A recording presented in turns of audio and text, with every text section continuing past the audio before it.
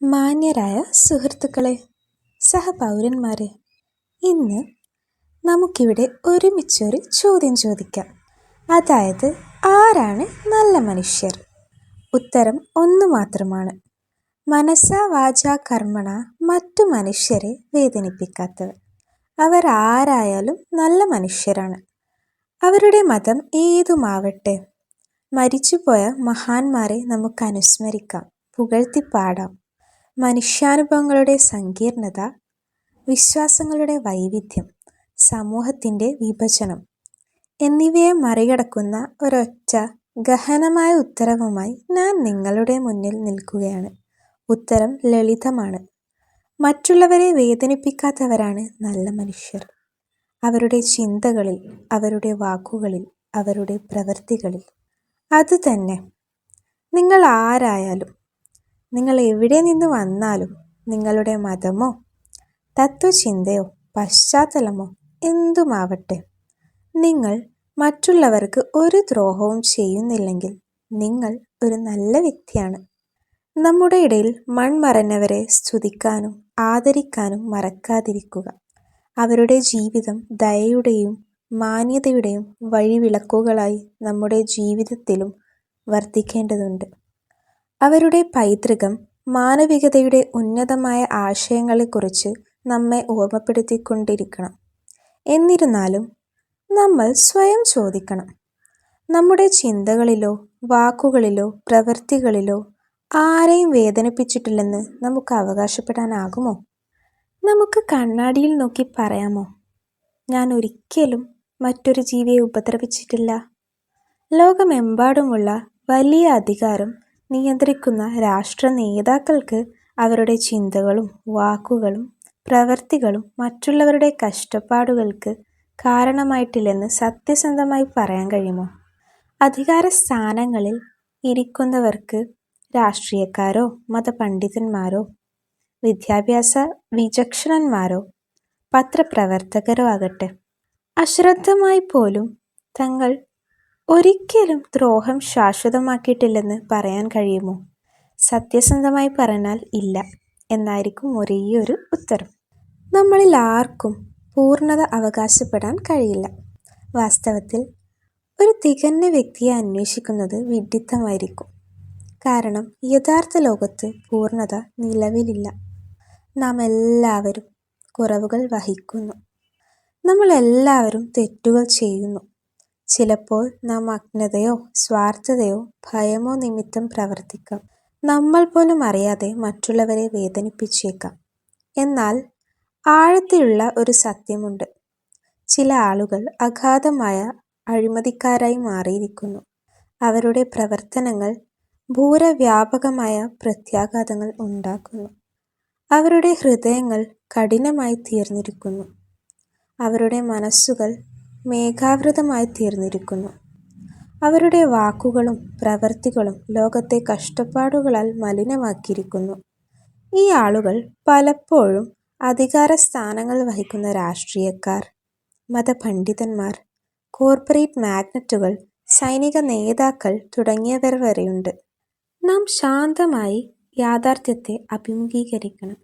ഇന്ന് ലോകത്തെ ഭരിക്കുന്നവരിൽ ചിലർ രാഷ്ട്രങ്ങളുടെ ഗതിയെ സ്വാധീനിക്കുന്നവർ, വഴിതെറ്റിയവരിൽ ഉൾപ്പെടുന്നു. പുരോഗമനത്തിൻ്റെ പേരിലോ മതത്തിൻ്റെ പേരിലോ രാഷ്ട്രീയ സാമൂഹിക നേട്ടങ്ങളുടെ പേരിലോ മറ്റുള്ളവർക്ക് ദ്രോഹമുണ്ടാക്കാൻ മടിയില്ലാത്ത വിധം സ്വന്തം അധികാരമോഹത്തിൽ അന്ധരായ അവർ തങ്ങളുടെ അധികാരത്തിൽ ഉറച്ചു നിൽക്കുന്നു. ദുർബലരുടെ അന്തസ്സ് അവർ ചവിട്ടി മെതിച്ചുകൊണ്ടിരിക്കുന്നു. എന്നാൽ കുറ്റവാളികൾ ശക്തരായവർ മാത്രമല്ല. നമുക്കിടയിൽ സാധാരണ പൗരന്മാർ പോലും ചിലപ്പോൾ ദ്രോഹം നിലനിർത്തുന്നു. ചിലർ അറിഞ്ഞുകൊണ്ട് അങ്ങനെ ചെയ്തേക്കാം. മറ്റു ചിലർ അറിയാതെ കൂട്ടാളികളായിരിക്കാം. മാധ്യമങ്ങളിൽ നുണകൾ ശാശ്വതമാക്കുന്നവർ, ജോലിസ്ഥലത്ത് അധികാര ദുർവിനിയോഗം നടത്തുന്നവർ, വിദ്വേഷവും വിഭജനവും പ്രചരിപ്പിക്കാൻ തങ്ങളുടെ പ്ലാറ്റ്ഫോമുകൾ ഉപയോഗിക്കുന്നവർ. നമുക്ക് ഓരോരുത്തർക്കും ഏതെങ്കിലും തരത്തിൽ അല്ലെങ്കിൽ മറ്റൊരു തരത്തിൽ മറ്റുള്ളവരെ ദ്രോഹിക്കാനുള്ള കഴിവുണ്ട്. അതിനാൽ നമുക്ക് സ്വയം ചോദിക്കാം: അത്തരം വ്യാപകമായ അനീതിയുടെയും അഴിമതിയുടെയും മുന്നിൽ നമുക്ക് എന്തു ചെയ്യാൻ കഴിയും? പൂർണ്ണത കൈവരിക്കാനാവില്ലെന്ന് അംഗീകരിച്ചുകൊണ്ട് നാം ആരംഭിക്കണം. നമ്മുടെ മാനവികതയുമായി ബന്ധപ്പെട്ട ഉത്തരവാദിത്തം ഏറ്റെടുക്കേണ്ട സമയമാണിത്. നല്ല മനുഷ്യർ തികഞ്ഞവരല്ല, മറിച്ച് ഒരു ദോഷവും വരുത്താതിരിക്കാൻ ശ്രമിക്കുന്നവരും പരാജയപ്പെടുമ്പോൾ തിരിച്ചറിഞ്ഞ് തിരുത്താൻ ശ്രമിക്കുന്നവരുമാണ്. അന്ധമായി പിന്തുടരാനുള്ള പ്രലോഭനത്തെ നാം ചെറുക്കണം. നാം അധികാരത്തെ ചോദ്യം ചെയ്യുകയും അധികാരം കൈയാളുന്നവരെ ഉത്തരവാദിത്വമുള്ളവരാക്കുകയും വേണം. അധികാര ദുർവിനിയോഗം കണ്ടാൽ അത് രാഷ്ട്രീയത്തിലായാലും മതത്തിലായാലും ജോലിസ്ഥലത്തായാലും മറ്റേതെങ്കിലും മേഖലയിലായാലും സംസാരിക്കാനും അനീതിയെ വെല്ലുവിളിക്കാനും മറ്റുള്ളവരുടെ മാനം സംരക്ഷിക്കാനും നമുക്ക് കടമയുണ്ട്. ലോകം പൂർണ്ണരായ ആളുകളും ദുഷ്ടരുമായി വിഭജിക്കപ്പെട്ടിട്ടില്ല.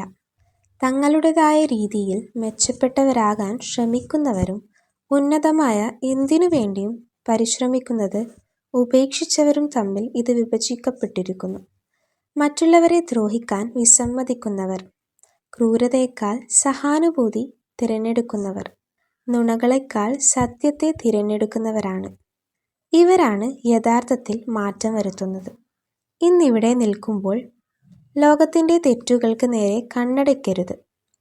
മറ്റുള്ളവരുടെ ഹാനികരമായ പെരുമാറ്റം സൗകര്യപ്രദമോ രാഷ്ട്രീയമായി പ്രയോജനകരമോ ആയതിനാൽ നാം ക്ഷമിക്കരുത്. യാതനകൾ ശാശ്വതമാകുന്നു എന്നറിയുമ്പോൾ നാം അതിൽ തൃപ്തരാകരുത്.